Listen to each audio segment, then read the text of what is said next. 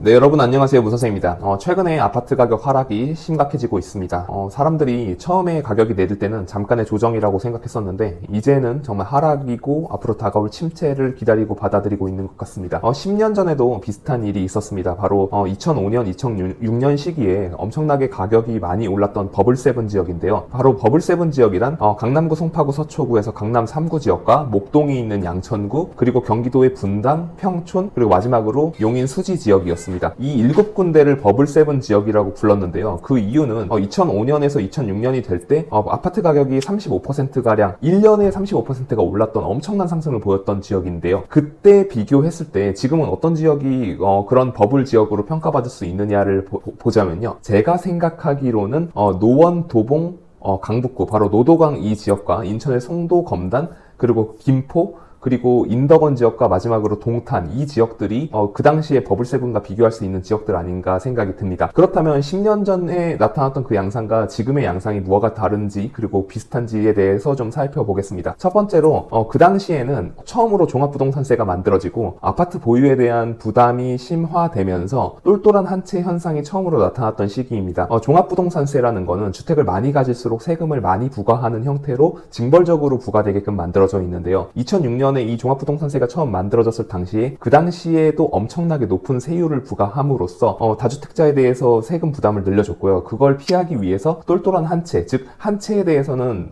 과세가 좀 상대적으로 부담이 적으니까 대형 평수, 그리고 더 입지가 좋은 곳에 중대형 평수로 넘어가는 현상들이 두드러졌었습니다. 그래서 강남 3구를 비롯해서 학군이 좋았던 목동과, 그리고 경기도 지역에서도 대형 평수가 즐비하고 학군이 좋았던 분당 지역과 평촌, 그리고 마지막으로 정말 70평, 80평대 아파트들도 많았던 용인 수지, 이렇게 해가지고 7군데의 상승이 두드러졌었는데요. 이 상승이 멈춰졌던 계기는 바로 2008년 미국발 금융위기였습니다. 유동성이 감소하게 되면서 전부 다 자산시장에 타격을 입었고 이게 부동산 시장에도 영향을 줘서 이 지역들의 가격 하락을 주도했는데요. 6년이 지난 2012년에 돌아봤을 때 서울과 수도권 지역이 2%에서 3% 정도가 가격이 하락한 반면에 이 버블7 지역들은 15%가량이 하락했습니다. 그렇다면 상대적으로 우수한 입지였던 이 버블7 지역들이 왜 이렇게 가격이 많이 내렸나를 살펴보면 결국에는 위례 신도시 4만 가구, 그리고 판교 신도시 3만 가구가 입주한 게 굉장히 큰 이슈였습니다. 바로 지금으로 따지면 송파구인 위례, 그리고 분당에 있는 판교,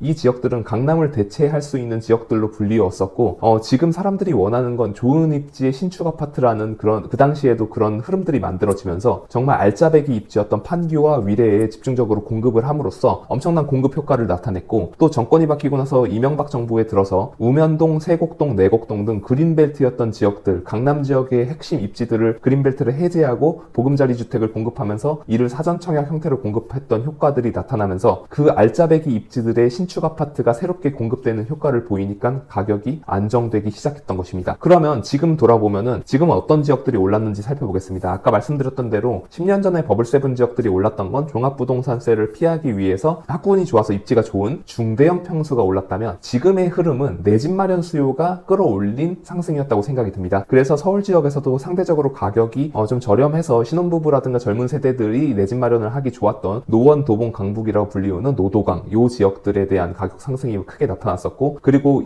인천의 송도라든가 검단, 신축 아파트들이 굉장히 많으면서도 공급이 원활했기 때문에 가격이 상대적으로 저렴했던 지역들, 그리고 의왕시와 평촌에 걸쳐져 있는 인덕원, 그리고 마지막으로 동탄 지역, 이 지역들의 가격들이 좀 상대적으로 내 집 마련에 좋은 가격대였기 때문에 2020년 임대차 3법을 피해서, 그리고 저금리로 풀린 유동성을 이용해가지고 젊은 세대들이 내 집 마련을 하면서 이게 가격을 끌어올리고 상승을 주도했던 흐름들이 나타났던 거라고 볼 수 있습니다. 그렇다면 지금같이 2008년과 비교하자면 2008년에는 글로벌 금융위기라는 게 있었고 지금은 미국에서 금리 인상과 양적 축소라는 현상은 비슷한 것 같습니다. 그렇다면 입주 물량은 어떨까요? 입주 물량을 돌아보면 상대적으로 비슷한 흐름이 좀 있습니다. 바로 인덕원 지역만 해도 의왕과 평촌, 그리고 만안구 지역의 공급이 상당히 많고요. 인천 지역도 마찬가지로 2023년과 4년에 연이어서 계속해서 큰 공급 물량이 나타납니다. 동탄 지역도 충분한 공급이 이루어지고 있습니다. 상대적으로 노도강 일대 지역만 3기 신도시인 왕숙이라든가, 그리고 태릉 골프장을 아직 어떻게 공급을 할지 안 할지는 모르겠는데 그런 지역들의 공급이 예정되어 있을 뿐 실질적인 공급은 없는 상태이지만 어쨌든 지금 올랐던 이런 수도권 외곽 지역들은 상대적으로 공급이 서울에 전에 비해서 굉장히 원활한 것들을 볼 수 있습니다. 이렇게 되면 지금 유동성 빨로 올랐다가 내 집 마련 수요로 올랐다가 상대적으로 지금 유동성이 좀 꺼지면서 사람들의 수요 심리가 줄어들면서 가격이 조정을 받고 있는데, 만약에 이렇게 공급이 많은 형태의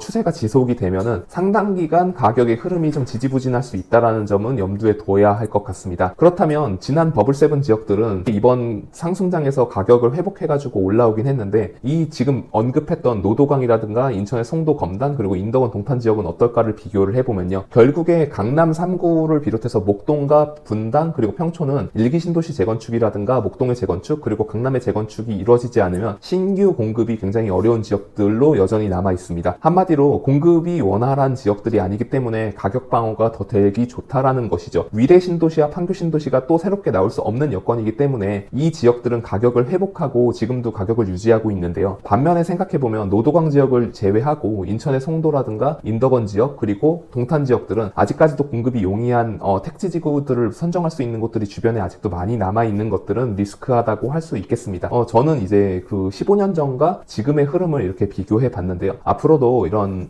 부동산 트렌드가 반복돼서 사이클로 나타나고 있기는 한데, 그때와 같고 지금은 또 다른 면이 어떤 건지 같이 살펴보면서 공부할 수 있는 그런 이야기들을 계속 해 나가도록 하겠습니다. 영상 시청해 주셔서 감사합니다. 오늘도 수고하셨습니다.